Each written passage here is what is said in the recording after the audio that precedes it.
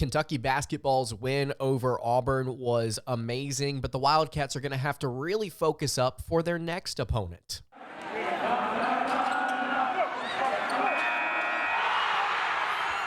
You are Locked On Kentucky, your daily podcast on the Kentucky Wildcats, part of the Locked On Podcast Network, your team every day.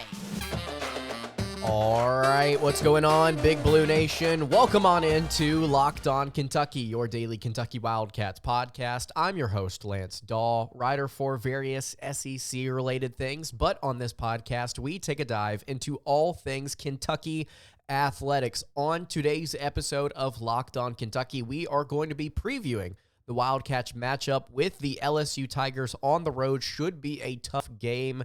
LSU coming off over a big win over South Carolina. Going to break down what the Tigers do well, what they struggle with, and I'm going to give my thoughts on the outcome of this contest. Today's episode is brought to you by FanDuel. You can make every moment more, and new customers, if you join today, you'll get $150 in bonus bets if your first bet of $5 or more wins. You can visit FanDuel.com/lockedon today to get started. Thank you so much for making Locked On Kentucky your first listen every single day. By the way, if you have not subscribed to the show already, would really appreciate it if you went ahead and did that. If you're listening on podcast, wherever you get your podcast, subscribe there as well. So let's go ahead and get into it. Kentucky versus LSU. Should be a really interesting game. The LSU Tigers do some things well. They really struggle with some things. And overall, this season, they have struggled, but at least they look improved compared to a season ago. Right now, LSU, underneath Coach McMahon, 13-12, 5-7 in SEC play. They had lost 6 out of their last 7 games before going on the road and beating South Carolina this past weekend, 64-63. That was right before Kentucky's game against Auburn. We're going to start here, as we normally do, with what the LSU Tigers do well. Going to talk about then what they don't do well, and then I'm going to talk about specific matchups that we may see in this contest that are going to be really interesting. So let's start here with what they do well. Strength of schedule is actually pretty good despite a 13-12 overall record. The Tigers have faced some really tough competition. They have the 36th most difficult schedule in the entire country. They have some interesting losses in non-con play. They lost to Nicholls State, Dayton, who was pretty good, Syracuse, Kansas State, and Texas. The interesting thing to note about all of those different non-con losses is some of them they scored in, some of them they really bogged down.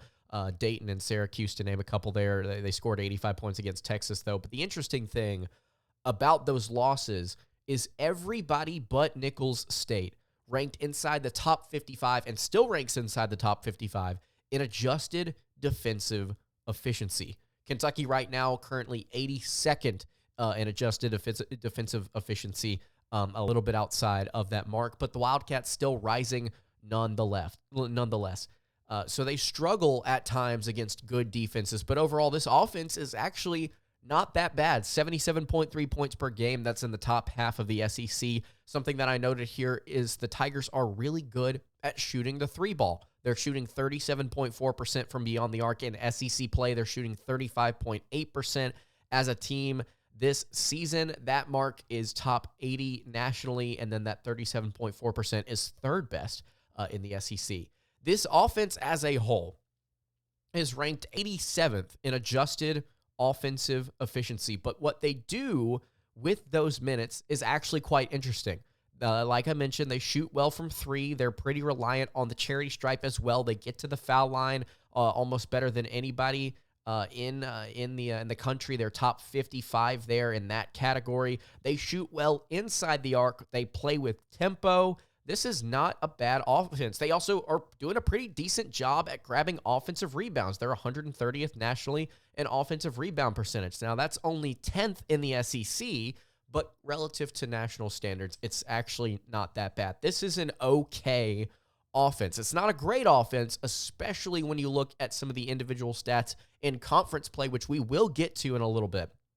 But as far as what they do well, they shoot the three ball well, they play with pace, and overall, it doesn't look like a bad offense. I mean, a team that scores 77 a game, they're not playing terrible. Tempo, rebounding, shooting, they've got it in different moments across the season, but obviously it's not been that consistent considering their 13-12 record. Jordan Wright is something else I noted that the Tigers just do well. They just utilize him really well, particularly against Kentucky. In 10 career games against the Wildcats, he's averaging 12.1 points per contest. That may not seem like a lot, but in 3 of the last 4 games against UK, he has scored 18, 23, and 27 points. He's really turned it on here as he has matured as a basketball player, formerly at at Vanderbilt. I said that so confidently. Formerly at Vanderbilt, now at LSU. In his final few games of his career, he is one of the bright spots offensively for this team, averaging 15 points per game and 31 minutes per contest. Also leads the team in rebounds, assists, and steals. 5.1 rebounds, 2.6 assists, and 1.8 steals per game, while shooting 33.9% from three and 38.8% from the floor. That overall number, not that great, but 33.9% for a 6'6", 230-pound forward. That's not that bad. That's really not that bad for the small forward here. But he has torn Kentucky up at different times throughout his career. I'm really curious to see, and we'll talk about this when we discuss matchups. I'm really curious to see if he's able to keep that up. Because now, this time in his career, he's going to have more than just Adou Thiero on him. He's going to have guys like Justin Edwards or Trey Mitchell on him at various points in this contest. How does he handle this new personnel for the Wildcats? That's going to be interesting to see as far as matchups go. So we've talked about the offense. I think that they do some certain things well. Defensively, they're also 87th in adjusted defensive efficiency. They can turn teams over at times, but they've not done a great job at it in conference play. The only thing that you can note that LSU does really well in SEC play is their three-point defense. It's 4th best in the SEC. Now, how important is that going to be against the Wildcats, who seem to shoot better on the road from 3 despite playing against some really good defenses? We'll just have to discuss that. Obviously, the game against Auburn was a bit of an anomaly in terms of the amount of shots taken from 3, the amount of shots made from 3. Does Kentucky turn that back up against a team like LSU, who stylistically does some things very differently on the defensive end as opposed to Auburn? We'll have to see. We will just have to see. So we've talked about the good stuff. Let's talk a little bit about the negative here. What do the LSU Tigers struggle with? We'll get to that in just a second. Before I do that, though, I want to tell you guys about our friends over at FanDuel, America's #1 sportsbook. Right now, new customers get $150 in bonus bets with any winning $5 bet. That is $150 if your bet wins. You can bet on all of your favorite NBA players and teams with quick bets, live same-game parlays, exclusive props, and more. So you need to visit FanDuel.com/lockedon today and shoot your shot. Again, that is FanDuel.com/lockedon. Shoot your shot with FanDuel, an official sportsbook partner of the NBA. All right, continuing along here on the Tuesday edition of Locked On Kentucky. Lance Dawe hanging out here with you. Really appreciate you checking out Locked On Kentucky today. If you have not subscribed to the show already, again, I would implore you, please subscribe to the YouTube channel or the podcast feed wherever you are tuned in. And if you've got any questions for the show, by the way, leave that in the comments. And if you're listening on podcast and you don't have a place to leave comments, at Locked On UK on Twitter is where you can find me. Send me a message, tag me in a tweet. I will do my best to answer it on the show here. So, previewing Kentucky basketball's matchup with the LSU Tigers, 13-12, 5-7 in the SEC, are Matt McMahon's squad. It's a game where you look at it on paper, and you would think that Kentucky should win the game. They are a better team on paper, but it's on the road, and it's against a team that has just come off a victory against South Carolina. Two things that you would not expect to be the case with LSU in their current state of their program, but they got a big win against a top 15 team, and they may have a little bit of momentum now here. So let's talk, now that we've discussed the good stuff, let's talk about the things that they struggle with. One of the things that LSU struggles with just in general, is passing the basketball. They have several guys on this roster that I think could find success at guard. Trey Hannibal, Jalen Cook, Mike Williams, Tyrell Ward. They've got a number of different guys here, but none of them really seem to distribute the basketball very well.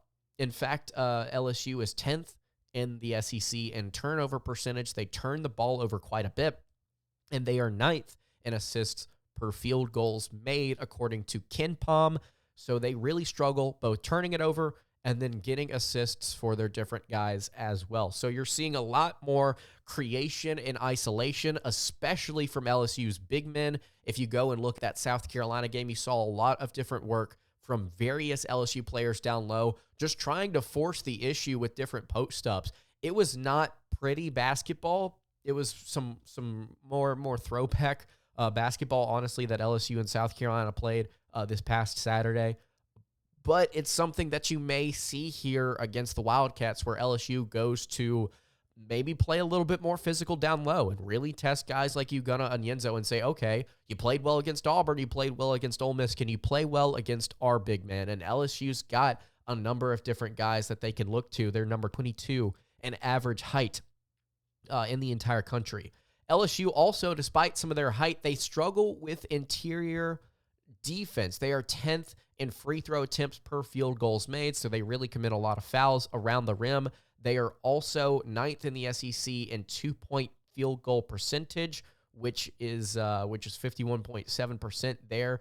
Even though if you go and look on their just overall defense, they are 85th in 2-point percentage, but they've really struggled in conference play. So they were really holding teams around the rim before SEC play started, and then when it did, they struggled to keep things from happening around the paint. Also, something interesting to note is that opponents get almost 35% of their points from deep, from outside the arc against LSU.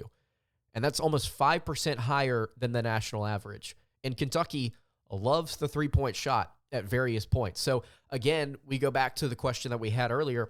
If LSU has good three-point defense, how much does that matter against a team like Kentucky, where they could take 33s in this game, or they could really slow things down and do what they did against Auburn? Again, I really just think it does depend on how LSU wants to attack Kentucky defensively. Do they want to slow them down? Not quite sure. Not quite sure what LSU is going to do. They're 10th in block percentage. Like they just don't really do a whole lot around the rim, and when they do, it's typically fouling somebody. And then the final thing here that I want to note that LSU doesn't do that well is they struggle against good SEC teams. I say good in quotations because they've lost to A&M. They did beat the Aggies once, but they lost to A&M pretty handily. They lost to Alabama twice. They lost to Tennessee. They've lost to Florida. I mean, they beat South Carolina. They've beaten Ole Miss, but that's up to you to interpret whether or not the Rebels are a legitimate SEC team. A&M also not been great this year. So they've really struggled against good competition. They lost to Auburn as well. Their SEC wins are against A&M, Vanderbilt, Ole Miss, Arkansas, and South Carolina. It's not great. It's not great, their resume in conference play. They've yet to really beat a team that you would consider to be legitimate. And according to KenPom, their best win of the conference slate is against Texas A&M. Their best win of the non-con slate was against Wake Forest, where they were able to put up 80 or 86 on the Demon Deacons, who are pretty good this year. So LSU has kind of had their fair share of ups and downs. They're not great on defense. They've given up a lot of points at different times. They gave up 109 to Alabama. They gave up 88 to Tennessee. They gave up 109 to Alabama again. That's actually hilarious that they gave up 109 points in both of those contests. So LSU has the ability to kind of fall apart on defense and really struggle to keep opponents from just chucking it from deep. So what LSU does in this game defensively, as far as how aggressive they want to be, I think really will determine what Kentucky's able to get away with. Because if we talk about matchups here for a second, we'll dive into it further in a minute. If we want to talk about matchups here, I think Kentucky can get away with being inefficient and still taking more shots than the Tigers, both either at the rim or from three. I think Kentucky's tempo will just outlast the Tigers at various points in this contest on offense. So let's dive into the matchup here, the predictions. How should and how can Kentucky attack this LSU squad? Going to dive into that in just a second. Before I do that, though, I want to tell you guys about our friends over at LinkedIn. And when you are hiring for your small business, you guys know that you want to find the quality professionals that are right for your role. And that's why you have to check out LinkedIn Jobs, because LinkedIn Jobs has the tools to help find the right professionals for your team faster and for free. It is not just another job board. They have a vast network of more than 1 billion professionals. It makes it the best place to hire, and it gives you access to professionals you cannot find anywhere else. They do all of that while making the process easy and intuitive. And hiring is super easy with LinkedIn when you have all of those quality candidates. It is so easy, in fact, that 86% of small businesses get a qualified candidate within 24 hours. LinkedIn knows that small businesses are wearing so many different hats and might not have the time or resources to hire. They are constantly finding new ways to make the process easier. Just launched a feature that helps you write job descriptions, making the process even easier and quicker. You can post your job for free at linkedin.com/lockedoncollege. That is linkedin.com/lockedoncollege to post your job for free. Terms and conditions apply.